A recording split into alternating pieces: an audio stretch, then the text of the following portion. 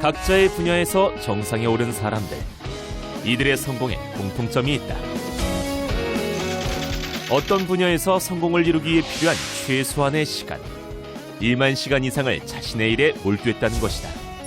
특히 그들의 노력과 끈기는 성공의 본보기가 되고 있는데, 여기 1만 시간의 법칙을 공부에 적용한 공부 고수가 있었으니 올해 목표했던 대학교에 입학하게 된 황용화군이다. 하루에 평균적으로 한 8시간에서 10시간, 그러면 월 평균은 한 300시간, 그러면 한 3년 동안은 총합 1만 시간 정도의 자습 시간을 확보하는 그런 제 공부 방식입니다. 처음에는 시작할 때는 굉장히 그냥 양만 많은 게 아닌가, 이래서 되나? 뭐 이런 식으로 생각을 했었는데, 이만큼은 하면 나는 내가 원하는 목표를 이뤄낼 수 있겠다라는 확신을 가지고 한번 도전을 해봤었습니다. 1만 시간의 법칙을 밑거름 삼아 하루 평균 8시간에서 10시간을 꾸준히 공부했던 용화군. 단 1분도 허투루 쓰지 않기 위해 철저하게 학습 계획을 세운 것은 물론 실천한 것을 기록하고 분석하는 과정을 통해 자신을 점검하고 공부에 적용했다는데, 미래의 인류학자를 꿈꾸는 용화군의 공부 비결을 알아보자.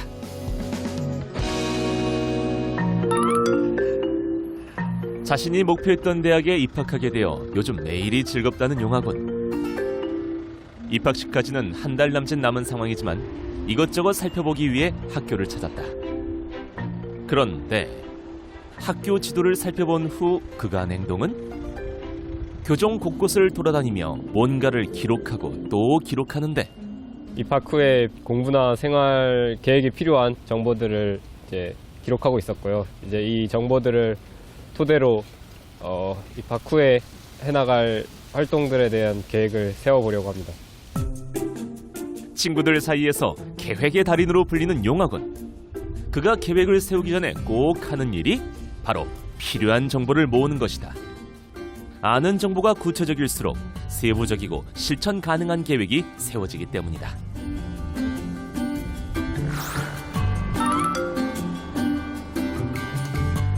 공부를 잘하는 학생들의 공통 습관은 계획을 잘 짜고 꾸준히 지켜나간다는 것.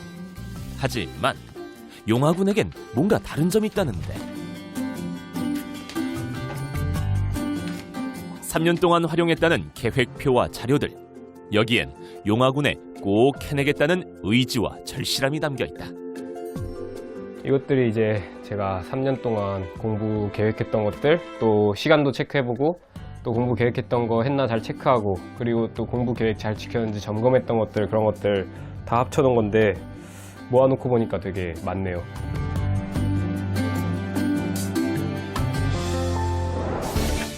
용화군의 공부 비결 첫 번째, 1만 시간의 법칙을 토대로 한 철저한 계획. 고등학교 입학시험을 치렀을 때 115등이라는 제 개인적인 입장에서는 상상도 못하던 등수를 얻었는데, 뭔가 좀 더 체계적이고 좀 확실한 틀, 그리고 큰 넓게 보는 틀이 필요하겠다라는 생각이 들어서, 그래서 이제 1만 시간의 법칙이라든지 아니면 3년 계획 같은 이런 큰 계획들, 이런 것들을 세우고 지켜나가게 되었습니다. 고등학교 1학년, 후회 없이 1만 시간을 공부해보자라고 마음먹은 용화군.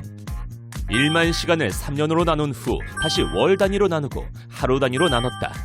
그 결과 매일 평균 8시간에서 10시간을 자습하기로 결심했다. 이제 계획표를 짤 때 과목 배분을 해야 되는데, 그때 특히 제가 신경을 많이 썼던 부분이 수학 과목입니다. 제가 가장 취약한 부분이라고 생각하기도 했고, 또 가장 중요한 과목이라고 생각해서 수학에 가장 많은 공을 들였는데, 평상시에는 하루에 한 4시간 정도, 그리고 방학 때는 하루에 7시간에서 8시간 정도의 수학에만 자습을 할 수 있도록 시간을 배분했습니다. 매일 공부해야 하는 시간이 정해지자 과목별 학습량과 난이도, 공부 수준 등을 고려해 세부적인 공부 계획을 세울 수 있었다.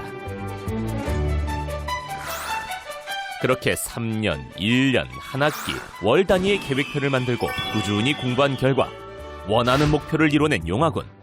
이 계획표들이 있었기에 포기하지 않고 끝까지 버텨낼 수 있었다.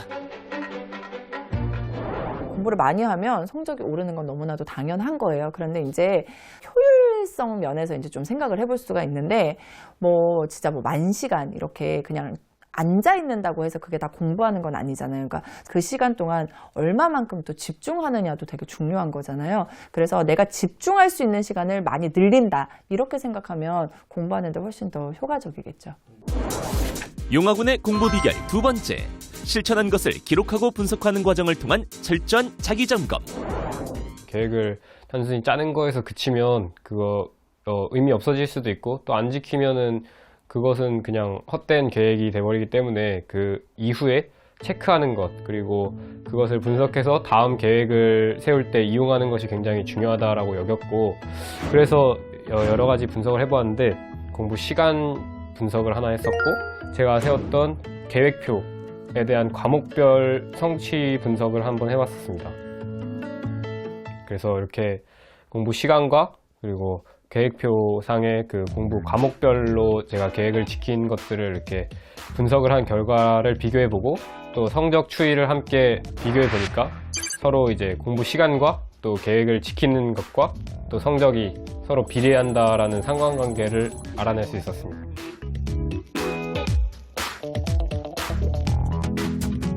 한눈에 살펴볼 수 있게 작성된 학습 분석 보고서와 공부 시간 누적 그래프는 자신이 계획한 방향대로 잘 나가고 있는지를 제대로 파악할 수 있게 해줬고, 부족한 부분을 보완할 수 있게 해줬다.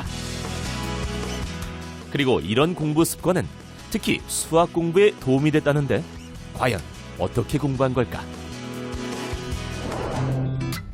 며칠 후, 용화군의 모교 후배들을 대상으로 수학 공부의 희망을 찾아주고자 멘토링 프로젝트를 실시했다. 앞으로 너희들이 어떻게 해나갔으면 좋은지에 대해서 이야기해보고, 너희들에게 많은 도움을 주고 싶어서 이렇게 자리를 만들었고, 먼저 어떤 공부 고민들이 있는지 알아보기 위해 멘티 신청서를 작성케 했다. 그리고 좀 더 깊은 취재를 위해 멘토와의 1:1 면담이 진행됐다. 좀 이럴 수도 있는데, 혹시 지금 성취도를 좀 수치로 물어봐도 될까요?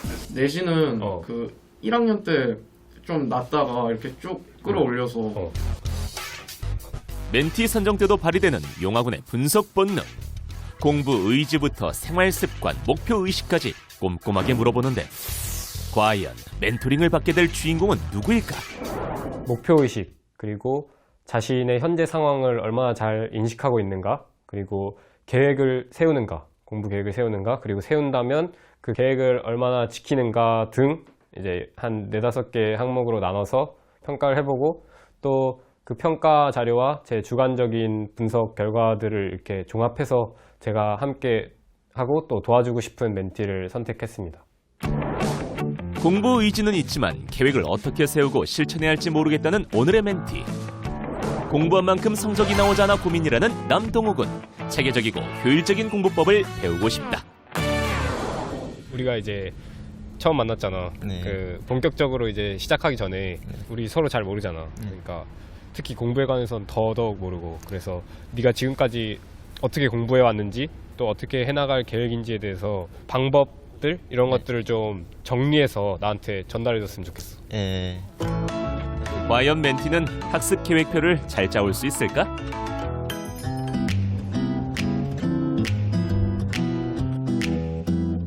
각자 만반의 준비를 마치고 멘토와 멘티가 다시 만났다. 동우야, 저번에 말했던 거 한번 가져와 봤니? 아, 예. 한번 만들어봤어요. 그래. 이번에 거의 처음 짜본 거지? 네, 그렇죠. 동우야, 네 계획표를 보니까 네, 열심히 하고 있는 것 같은데 네. 대부분 하면 이 시간 안에 끝나? 그건 아닌 것 같아요. 그건 아니야? 네. 항상 부족해? 네, 조금 부족하기도 해요. 이 정도로 이렇게 공부하면 하루에 몇 시간 정도 공부하게 돼? 한 6시간 정도 하는 것 같아요. 6시간? 네. 일요일을 제외한 모든 요일의 계획이 똑같고 목표가 구체적이지 않은 상황. 특히 중간중간 비어있는 시간이 눈에 띄는데, 계획이라 그러면 뭔가 앞으로 내가 해야 될 것만 생각하는 것 같지만, 동시에 계획이 체크리스트 역할도 할 수 있는 거라고 나는 생각을 했었어. 그래서 나는 계획을 중요시 여기는 편이었어. 네. 내가 가져온 걸 한번 보여줄게. 나는 일단은 계획을 한 4단계 정도로 나눠서 짰거든. 네. 처음에는 이제 엄청 크게 간 거야. 3년 계획. 이거는 어떤 느낌이냐면 3년 계획이라고 하면 솔직히 우리 내일 일어날 일도 잘 모르는데 3년 앞을 내다보는 거 불가능하잖아. 그렇죠. 그래도 어쨌든 내가 어떤 방향으로 살 것인가 큰 목표? 그런 것들을 뭔가 적어놓은 거거든? 네.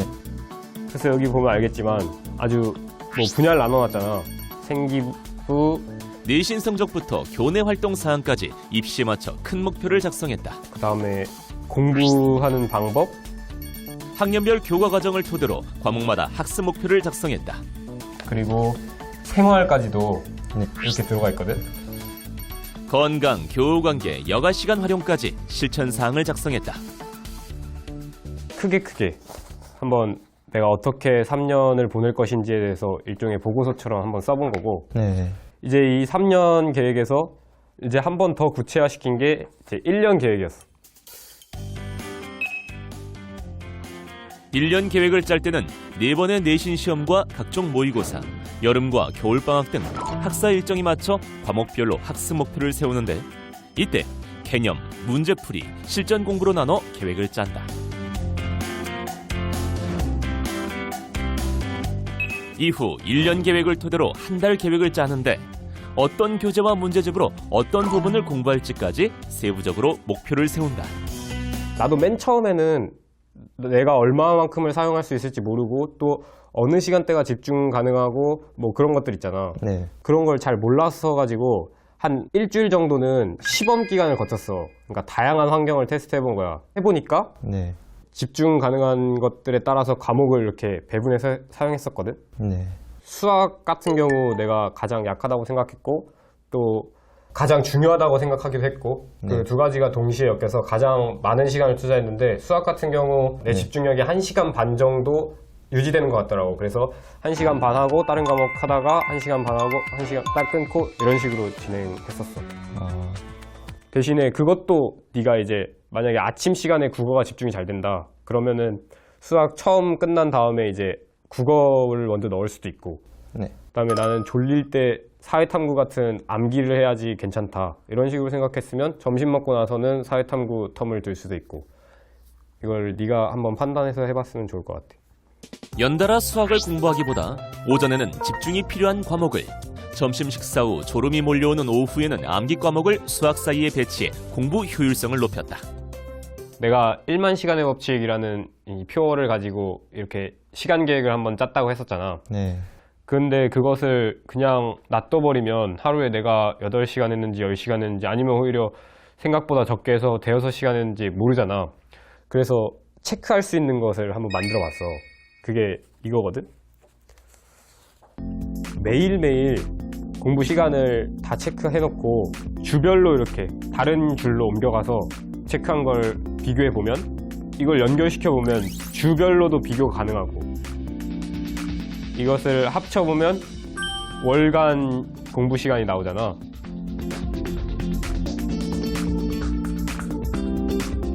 이제 나중에 6개월마다 내가 각 월별로 얼마만큼 했는지 이렇게 해보면 내가 어느 달에 많이 했고 어느 달에 적게 했고 또 그 왜 그랬는지도 한번 생각해 볼 수도 있고 내가 목표를 세웠던 거를 잘 이뤘나 이것을 이 시간 계획표랑 내 원래 계획표 있잖아. 네. 원래 계획표에서의 성취율이랑 비교해 보면서 한번 분석을 해본 거야. 용화군은 계획했던 목표 대비 성과가 어떤지를 파악하기 위해 6개월마다 자료를 모아 분석했는데 공부했던 시간의 총합을 구한 후 계획표와 비교해 달성 비율을 수치로 작성했다.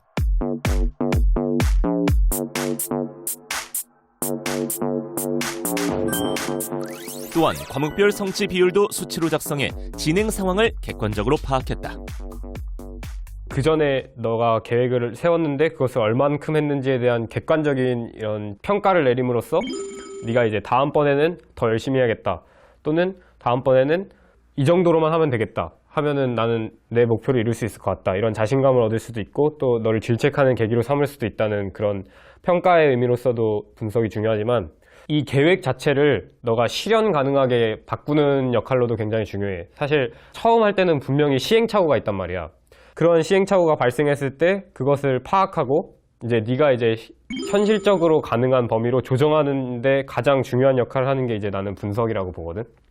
내 지금까지 알려준 것들은 사실 다 내 기준으로 작성이 됐잖아. 그러니까 뭐 한번 그 사이에 너의 그 한 시간에 어느 정도를 해낼 수 있는지, 뭐 그리고 어느 시간에 집중이 되는지 그런 것에 대한 좀 시험을 조금 해봐서 너에 대해서 좀 더 많이 파악하는 시간을 많이 가져봤으면 좋겠어. 네. 계획하고 분석하고 그렇게 해서 공부를 하는 이 방법은요, 중위권 이상의 학생들한테는 이런 식으로 계획을 세우고 그래프를 만들어 보면서 아, 이렇게 공부를 하니까 성적이 이만큼 향상되네?